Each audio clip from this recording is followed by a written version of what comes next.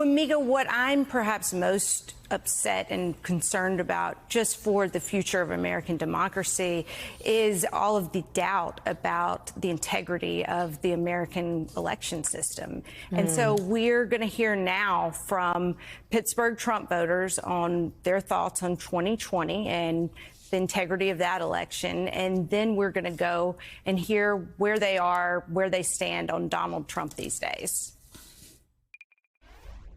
Who thought, let's just do a show of hands, who thought that the 2020 presidential election was legitimate and free and fair? That We Biden's have never election shut was down legitimate? elections in Pennsylvania in the middle of the night and then did something different hours later. And That has never happened before. What did they do differently? Votes changed in the shutdown. The counting So stopped. how did the fraud happen? I don't know. But why did they shut it all down? Was it mail-in votes? That's the I think that's the most likely place the problems could happen. And in the last election, they counted those last. And miraculously, the results completely inverted.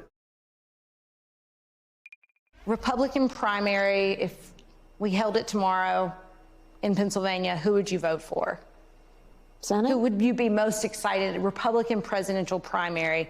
Say tomorrow you had to go vote in a Republican presidential primary in Pennsylvania. Who would you vote for? Trump. Yeah, Trump. I'd like to see one of Trump's kids run.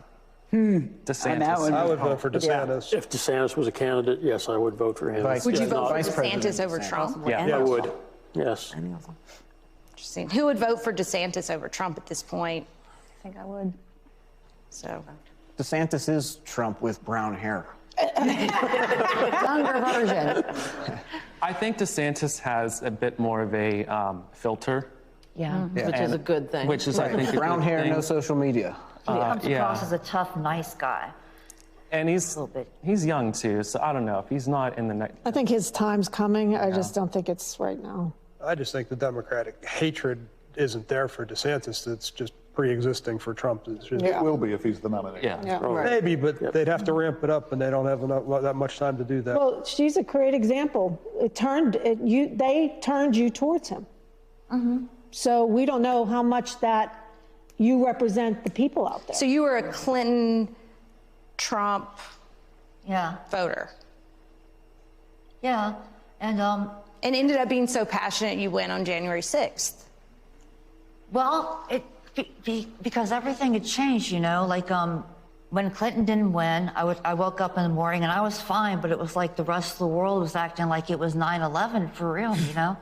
And everybody has been completely obsessed with hatred for Trump, and if you can't walk down the street wearing a certain kind of hat because everyone will say you're asking for whatever happens to you. Yeah. And how is that American? By the way, Robert Gibbs, it's interesting, just listening to everybody here. It is interesting that DeSantis is getting some support, and people are saying they want somebody a little more muted than Donald Trump. But as far as, this isn't really too complicated about why people are believing what they're believing as far as stolen elections go, because the guy that they looked up to, almost in a personality cult type way, knew he was going to lose to Biden. And so he started saying 6 months before the election that the election was rigged, that mail-in voting was rigged, that all these states were going to be rigged. And we said on this show 4 months before the election that Wisconsin, Michigan, and Pennsylvania should do their voting just like Florida, just like Ron DeSantis is Florida. Count the early votes when you have them, and we'll know by 10 or 11 o'clock at night who the winner is. We've now found out from Steve Bannon that Trump and everybody else didn't want that to happen because they knew the day of votes that would be counted first would go in their direction. So this actually was all a plan by Donald Trump to be able to spread this type of doubt and throw out these sort of conspiracy theories to these people. And, Robert, it was all very calculated, and it worked. Yeah, Joe, I think if you watch those clips, one of the things that strikes me the most is every time a question comes, several people have the same answer. Right? This is highly programmed. This is a communications apparatus that rivals anything that you would see around the globe. I mean, every charge, every accusation, every question has an answer, an excuse, a pivot to something different. It's fairly remarkable to watch. Even after we sort of know exactly what you're about to see, it's still stunning to see it.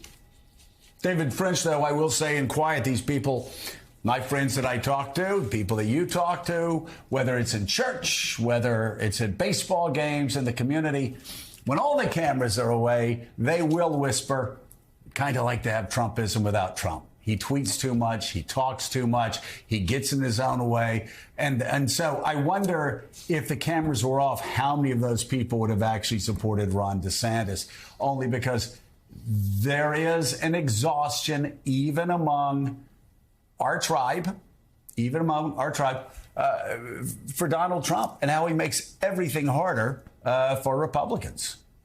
Yeah, there's a lot of group dynamics going on here, and there's kind of a group intimidation effect that occurs. And so when a group of Trump supporters get together, it becomes very hard to dissent from that. But as soon as one does or two do, then you start to see the dam break a little bit. And you can see daylight past Trump. And I think, and maybe I'm wildly optimistic on this point, I think the Trump grip is slowly slipping. And wow. I don't know if he knows this or if he perceives this, but I do think it is slowly slipping.